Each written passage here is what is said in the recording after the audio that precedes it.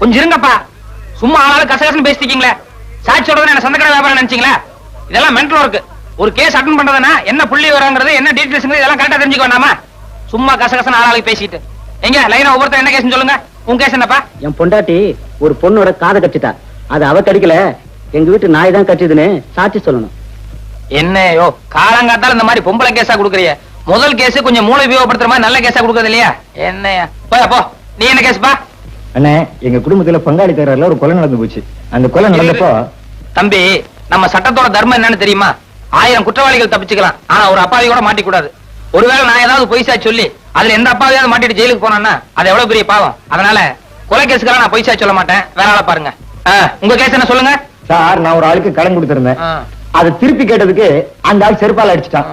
அதனாலதான் கேஸ் கொடுத்தேன். அடிச்சாள் வந்து ஒரு ரவுடி. இத கண்ணால பார்த்துதான் யாரும் சாட்சி சொல்ல முன்னுக்கு வர மாட்டேன்றாங்க. இப்ப நான் வந்து அந்த ரவுடி உங்களை செருப்பால் அடிச்சான்னு சொல்லிட்டு சாட்சி சொல்லணும். ஆமா சார். Right, okay. இது கொஞ்சம் சுவாரஸ்யமான கேஸ் தான் சார். உங்க கேஸ்ல இன்னொரு நாளைக்கு பாக்குறேன். நீங்க கிளம்புங்க. வாங்க டீடைல்ஸ் பேசுவோம். கேஸோட டீடைல்ஸ் எல்லாம் கொஞ்சம் விவரமா சொல்லுங்க பாக்கலாம். சம்பவம் எத்தனை தேதி நடந்தது? 26ஆம் தேதி சார். எத்தனை மணிக்கு நடந்தது?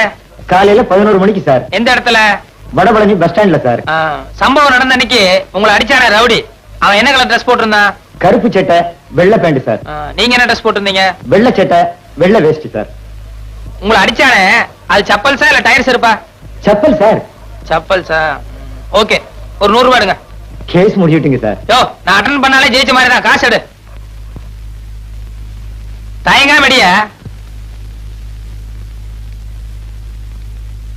ஆமா, என்ன குறுக்கு விசாரணை செய்ய போற அந்த வக்கீல் பேர் என்ன? நல்ல கண்ணு சார். நல்ல கண்ணுவா? அந்த ஆளுக்கு என்ன பார்த்தாலே கை எல்லாம் விட விடாங்க. தைரியமா இரு. நட.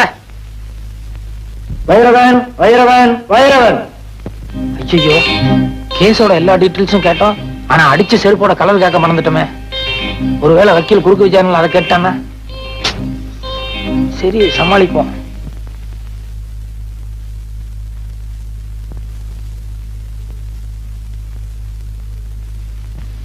வலது கை வைங்க. நான் சொல்றதையெல்லாம் அப்படியே திருப்பி சொல்லணும். சரி. கடவுள் சத்தியமாக. கடவுள் சத்தியமாக நான் சொல்வதெல்லாம் உண்மை, உண்மையை தவிர வேறொன்றும் இல்லை. மிஸ்டர் நல்லக்கண்ணு, சாட்சியை குறுக்கு விசாரணை செய்யலாம். Yes your honour.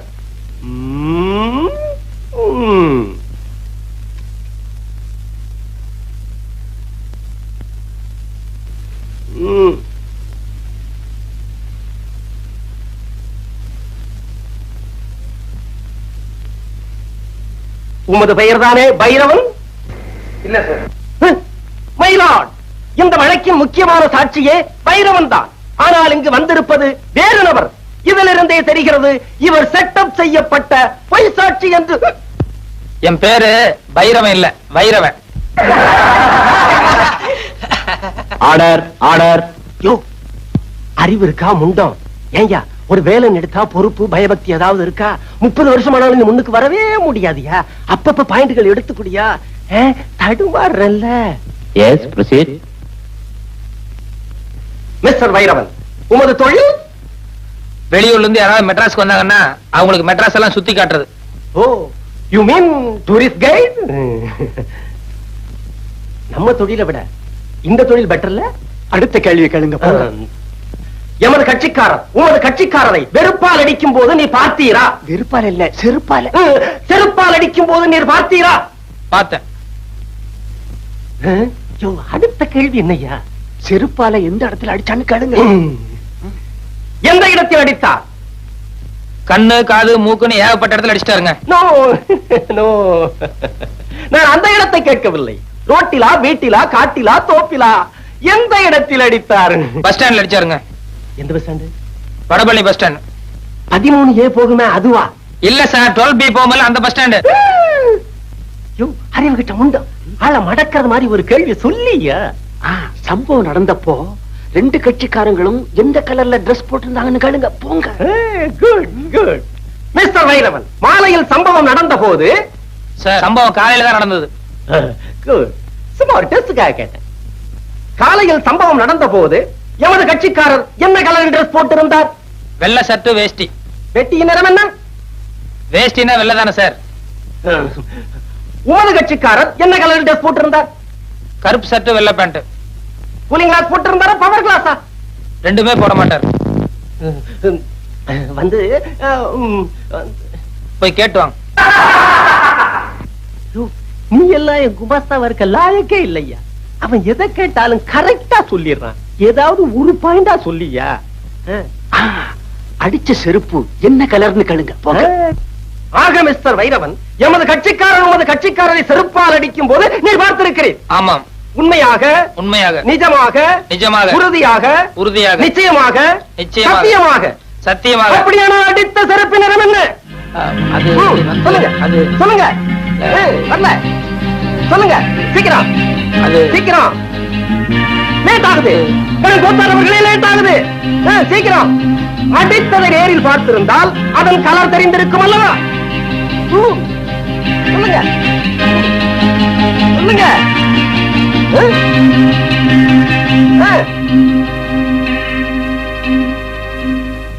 Your honour, வக்கீல் சார நான் கொஞ்சம் குறுக்கு விசாரணை செய்யணும். தயவு செய்து கோர்ட் இதை அனுமதிக்கணும்னு நான் உங்ககிட்ட பர்மிஷன் கேட்டுக்கிறேன்.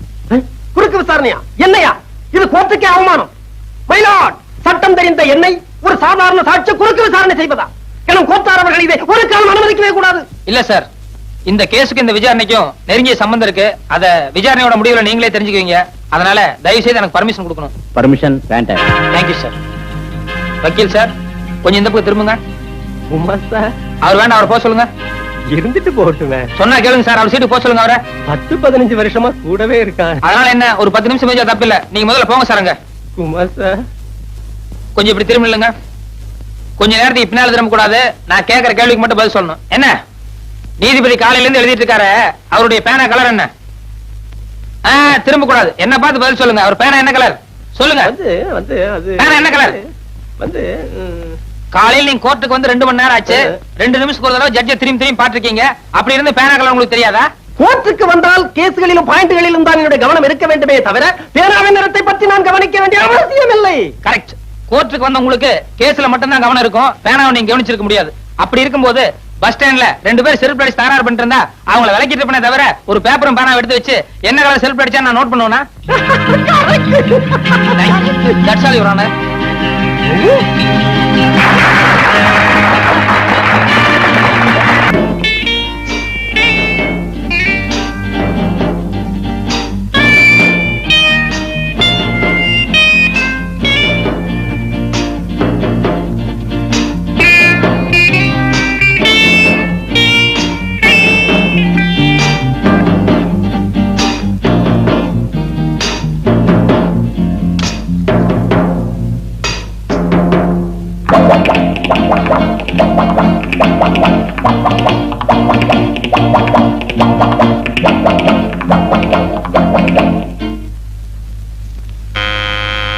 கதவு திறந்துதான் இருக்கு, வாங்க.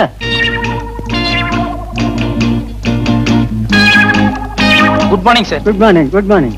Bathroom cleaning. ஆமா, கொஞ்ச நேரத்துக்கு முந்தி தான் ஒருத்தன் பாத்ரூம் கிளீன் பண்றேன்னு வந்தான்.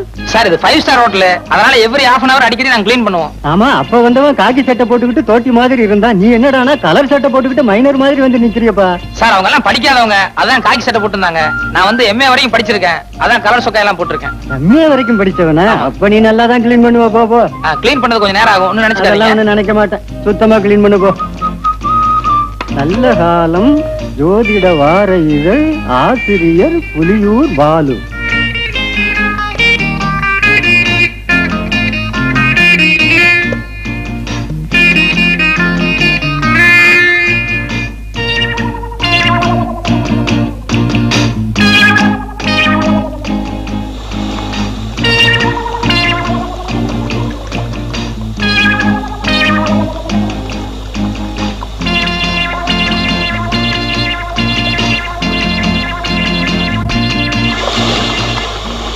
இந்த ராசிக்காரர்களுக்கு இந்த வாரத்தில் வெளியூர் பயணம் கண்டிப்பாக கூடாது. ஏனெனில் வெளியூர் பயணம் செல்வதனால் எல்லா பணத்தையும் இழந்து சொந்த ஊருக்கு கால்நடையாகவே செல்லும் நிலை ஏற்படும்.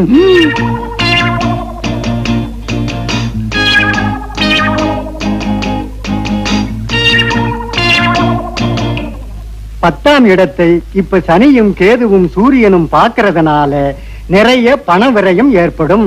சிலர் நல்லவர் போல் நடித்து மோசடி செய்வார்கள். ஆக இன்னைக்கு நம்ம நிலைமை சரியில்லை. சார் கிளீன் பண்ணிட்டேன். உள்ள உங்க ப்ராப்பர்ட்டிஸ் எல்லாம் கரெக்டா இருக்கான்னு ஒரு தடவை செக் பண்ணிக்கோங்க. அட என்னப்பா ப்ராப்பர்ட்டிஸ், சோப்பு சீப்பு பல்படி அது இதுன்னு ஏதாவது இருக்கா? சார் 5 பைசா சமாச்சாரமோ 10 பைசா சமாச்சாரமோ அது பிரச்சனை இல்ல சார். எதுக்கு நீங்க ஒரு தடவை செக் பண்ணிட்டீங்கன்னா நல்லா இருக்கும். என்ன செக்அப் பண்ற? பல்பொடி சோப்பு சீப்பை போய் என்ன செக் பண்ண வேண்டியிருக்கு? நாளைக்கு ஏதாவது ஒண்ணு காணாம போயிடுச்சுன்னு சொல்லி நீங்க ரிப்போர்ட் பண்ணீங்கன்னா எனக்கு உத்தியோகம் போயிடும். தயவு செய்து ஒரு தடவை செக் பண்ணிக்கோங்க.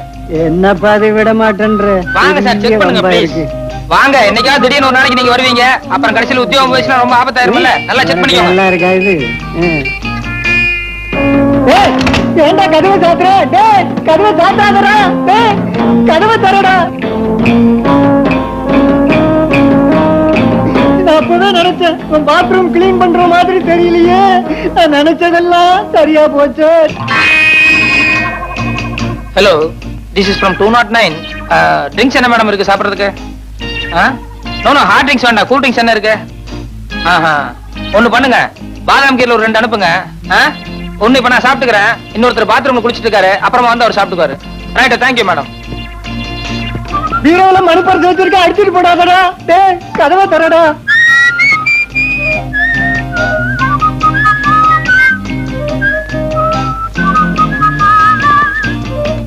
மெத்த கடியில வைரமாக வச்சிருக்கேன்டா. டேய்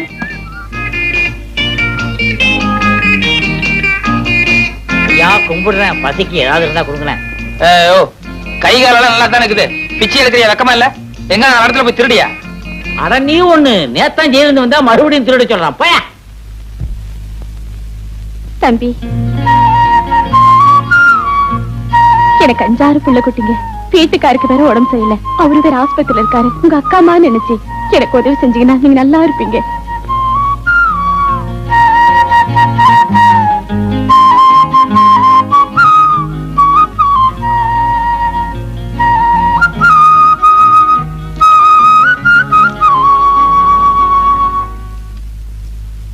கும்பிடுறானுங்க.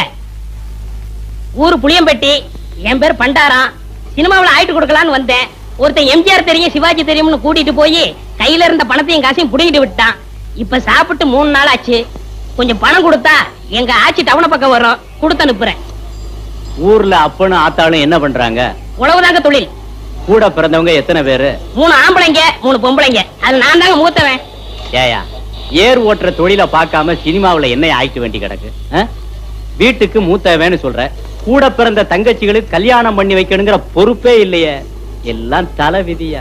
அங்க இருந்து வந்துட்டானுங்க சினிமாவுல நடிக்க. போயா.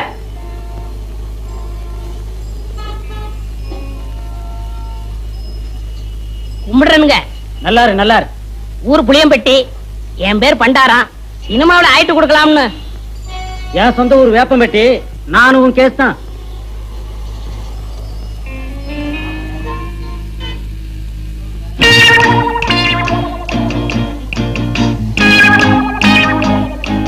மிஸ்டர் புளியம்பட்டி, உங்களை தான் சார். நானா சார்? வாங்க, நீ வாங்க.